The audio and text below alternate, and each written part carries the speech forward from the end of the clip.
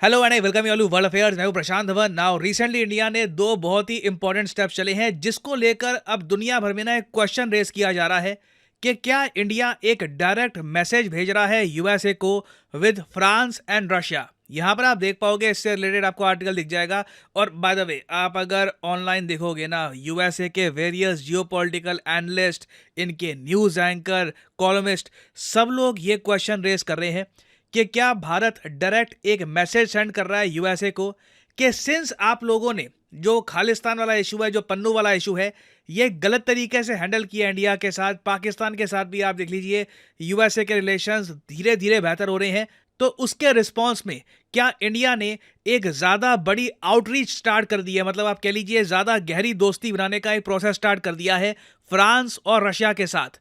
और ये देखिए यूएसए के लिए एक बहुत ही बड़ा कंसर्न है। और पर्सनली आप अगर मुझसे पूछें तो जो भी आज के समय हो रहा है ना, इसकी रिस्पॉन्सिबिलिटी प्राइमरली यूएसए पर ही आती है। यूएसए ने ही बार बार जो क्वाड का समिट है या तो कभी पोस्टपोन किया या फिर ऑल टुगेदर कैंसिल ही कर दिया। उसके अलावा रिसेंट जो निखिल गुप्ता वाला केस है, all these will have a negative impact to some extent on India US relations. मगर क्या हम यहाँ पर ये कह सकते हैं कि जो रीसेंट विजिट है इंडिया की टू रशिया, जो हमारे विदेश मंत्री हैं डॉक्टर एस जयशंकर, ये रशिया में गए हैं, क्या कैटेगोरिकली यूएसए को मैसेज सेंड करने के लिए ये सब किया गया है?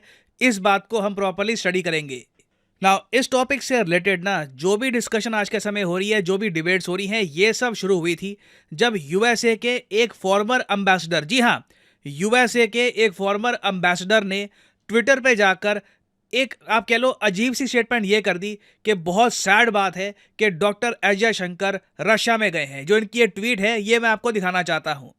नाउ यहाँ पर आप देख पाओगे माइकल मैकफॉल की ट्वीट है। ये कोई छोटे आदमी नहीं है, यूएसए के पूर्व एम्बेसडर रह चुके हैं रशिया को। आप खुद ही सोच सकते हैं यूएस किस विजनरी या फिर एक जियोपॉलिटिक्स में जो डीप नॉलेज वाला इंसान है उसको भेजता होगा to become the American ambassador to Russia.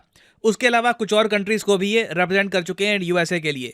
तो ये यहाँ पर ट्वीट कर रहे हैं कि इंडिया एक बार को चैंपियन हुआ करता था, वर्ल्ड चैंपियन था इंपीरियलिज्म और डीकोलोनाइजेशन का। ये कह रहे हैं कि इंडिया ने ही दुनिया में एक आप कह लीजिए मुहिम शुरू करी थी कि अब प्रॉपर डीकोलोनाइजेशन होनी चाहिए। क्योंकि आपको पता होगा इंडिया की आज़ादी के बाद भी ब्रिटिश एम्पायर काफ़ी हद तक बना रहा था। ब्रिटेन ने कई कंट्रीज़ को कॉलोनी बना के रखा, इवन फ्रांस ने भी कई कंट्रीज़ को कॉलोनी बना के रखा।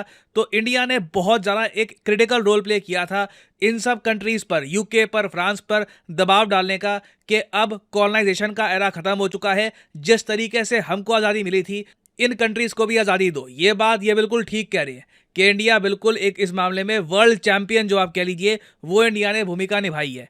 आगे इनकी अटपटी बात स्टार्ट हो जाती है। आगे ये कहते हैं कि ये बात को देखकर अब काफ़ी दुख लग रहा है कि जो इंपीरियल रशिया है, जो आज के समय वॉर और अनेक्सेशन का इस्तेमाल कर रहा है यूक्रेन को रिकॉलोनाइज करने के लिए, इंडिया आज के समय उसका साथ दे रहा है। और आगे ये कहते हैं चलो मैं यही समझ लूँगा कि पैसा ज़्यादा इंपॉर्टेंट होता है वैल्यू से। तो ये जो आरोप इन्होंने लगाया है बहुत बड़ा है कि इंडिया अपने मॉरल्स, एथिक्स वगैरह को सब भूलकर रशिया से जो कच्चा तेल, जो पैसे का हमको बेनिफिट होगा, उसके पीछे भाग रहा है। तो ये जो इनका आरोप है ना, उसके बाद कई इंडियंस ने रिप्लाई किया यहाँ पर और ये कहा कि देखिए पहली बात तो ना आपको कुछ आइडिया नहीं है कि आप क्या कह रहे हैं। फॉर एग्जाम्पल यहाँ पे आप देख पाएंगे इमैनुअल कांत की एक ट्वीट है। ये अमेरिकन है बाय द वे, ये इंडियन जवाब नहीं दे रहे, ये एक अमेरिकन जवाब दे रहे हैं। ये कह रहे हैं कि आप इस बात को क्यों भूल जाते हैं कि यूएसए ने हिस्टोरिकली हर बार पाकिस्तान को सपोर्ट प्रोवाइड करी है जब पाकिस्तान ने इंडिया को इन्वेड करने की कोशिश करी थी, चाहे वो वेपन्स के जरिए हो या फिर और तरीके से हमने फंडिंग करी हो। यहाँ पे कई अमेरिकन तो ये तक कह रहे हैं कि how we have funded the ISI which engages in acts of terrorism to destabilise India, the US intelligence community has not been kind to India. तो ये बात अब देख के काफ़ी अच्छा लगता है कि अमेरिकन जो आम नागरिक है ना, वहां तक भी ये बात पहुंच गई है कि इंडिया यूएस रिलेशंस को आगे डेवलप करना एक बहुत ज़्यादा ट्रिकी प्रोसेस होगा। क्योंकि यूएसए ने ही इन द पास्ट बहुत ज़्यादा एक अजीब सी और आप कह लीजिए नेगेटिव नीति अपनाई है टुवर्ड्स इंडिया। बट इसके बियॉन्ड भी अगर हम बात करें कॉलोनाइजेशन की, डीकॉलोनाइजेशन की, तो कोई भी आज के समय ये नहीं कहेगा कि रशिया यूक्रेन को अपनी कॉलोनी बना रहा है। जो इश्यूज हैं रशिया यूक्रेन के बॉर्डर के और सिक्योरिटी के, वो ऑल टुगेदर डिफरेंट है। वहां पर नेटो एक्सपेंशन का एस्पेक्ट आ जाता है।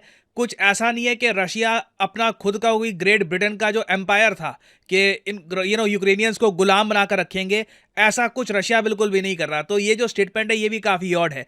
और फाइनली सबसे इंपॉर्टेंट बात ये है कि डॉक्टर एस जयशंकर अचानक से रशिया नहीं चले गए। ये बात हमको समझनी होगी, ऐसा नहीं हुआ। ये जो खालिस्तान वाला इशू है उसको लेकर यूएसए कनाडा के साथ हमारी जो डिफरेंसेस हैं बहुत ज़्यादा बढ़ गए।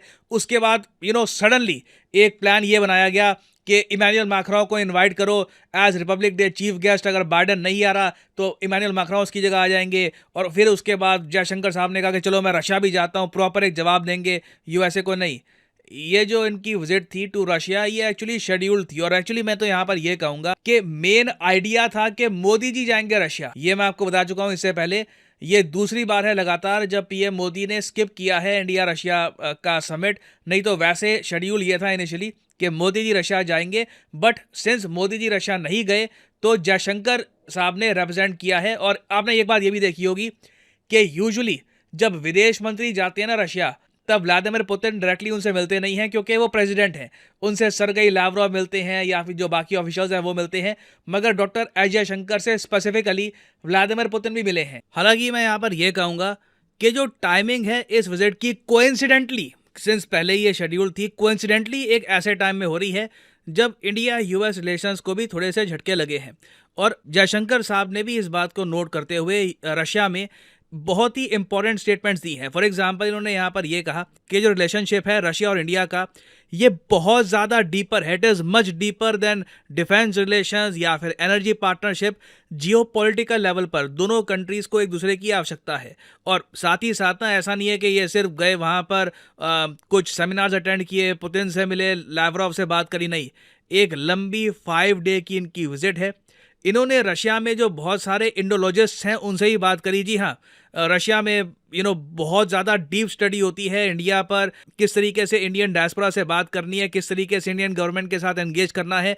तो जो लोग इसमें स्पेशलिटी रखते हैं उनको ये लोग इंडोलॉजिस्ट भी कहते हैं। तो जयशंकर साहब उनसे ही मिले, उनको भी बताया कि इंडियन गवर्नमेंट का पर्सपेक्टिव यहाँ पे क्या है, इंडिया किस तरीके से रशिया को देखता है। और देखो यहाँ पे एक बहुत ही एक इंटरेस्टिंग बात मैं आपको ये भी कह रहा हूँ। एक इशू आता है स्टार पावर का। एक देखिए, मंत्री अपने आप में इंपॉर्टेंट होता है, ठीक है, भारत का विदेश मंत्री बहुत ही इंपॉर्टेंट पोजीशन होती है। बट जयशंकर साहब आप कह लीजिए इंटरनेशनल मीडिया को थोड़ा सा ज़्यादा अट्रैक्ट करते हैं। आज के समय वेस्टर्न मीडिया को एक्चुअली ज़्यादातर दुनिया को पता नहीं होगा कि चाइना का विदेश मंत्रालय कौन संभाल रहा है, बट इंडिया में डॉक्टर एस जयशंकर है ना। ये बात अब काफ़ी हद तक बहुत सारे अमेरिकन जो इंटरेस्ट रखते हैं फॉरेन पॉलिसी में उनको पता लग चुकी है। तो जयशंकर साहब जब वैसे भी जा रहे हैं ना ये रशिया, तो इनकी विजिट और ज़्यादा हाईलाइट करी गई है अमेरिकन मीडिया द्वारा। तो उस पर्सपेक्टिव से आप अगर देखो तो इंडिया को एक एडवांटेज मिला है कि यूएसए में ये एक परसेप्शन बिल्ड हुआ है थोड़ा सा कि इंडिया अब और ऑप्शंस एक्सप्लोर कर रहा है। और अगर यूएसए ने इंडिया के साथ जो रिलेशंस हैं जल्द ही वापस रिपेयर नहीं किए या फिर जल्दी सारे इश्यूज वापस रिजॉल्व नहीं होते, तो हो सकता है कि दोनों कंट्रीज ने जो भी प्रोग्रेस करी है उसमें लॉसेस भी इनको देखने को मिले। नाउ अब देखिए 2024 की शुरुआत में हमको फिर से इस बात को ऑब्जर्व करना होगा कि इंडिया फ्रांस और रशिया के साथ क्या नए इनिशिएटिव स्टार्ट करता है, क्या कुछ बड़ी अनाउंसमेंट्स होती हैं, क्योंकि this will be very interesting to see. क्या इंडिया जेन्युइनली यूएसए को बताएगा कि देखिए आपने एक बहुत अच्छी अपॉर्चुनिटी को मिसमैनेज कर लिया है, अब आप देखेंगे कि इसके कॉन्सिक्वेंसेस क्या होते हैं। तो इससे रिलेटेड अगर कोई अपडेटेड इन्फॉर्मेशन आती है तो मैं आपके लिए बाद में वीडियो ले आऊँगा। ना फाइनली यहाँ पे मैं आपसे पूछूंगा एक क्वेश्चन कि इसरो बहुत ही जल्द एक सैटेलाइट को लॉन्च करेगा जो ब्लैक होल्स को स्टडी करेगी। तो यहाँ पे आपको बताना है कि सैटेलाइट का नाम क्या है। यह है आपके options: India, space sat, expo sat, Bose sat या फिर विक्रम सैट। कमेंट सेक्शन में करिए उत्तर। बहुत ही ज़्यादा न्यूज़ में है ये सैटेलाइट। जो लोग सही आंसर करेंगे कोशिश करूंगा मैं कि उनकी कमेंट को हार्ट दे दूं ताकि बाकी लोग समझ पाएं कि सही उत्तर क्या है। तो अटेम्प्ट करिए इस क्वेश्चन को in the comment section below. और अनअकैडमी के देखिए ऑफर चल रहे हैं आज के समय। ये जो ऑफर्स हैं इनको आप यूज कर सकते हैं टू गेट डिस्काउंट। तो कमेंट सेक्शन में लिंक आपको मिल जाएंगे। आप यहाँ पर कोर्स ओपन करके you can use the code PD10 और आपको डिस्काउंट मिल जाएगा। और जो सेल्स टाइम टू टाइम आती रहती है इनका भी आप लाभ उठा पाएंगे। So this is the end of the video. Thanks for listening and as always may the gods watch over you.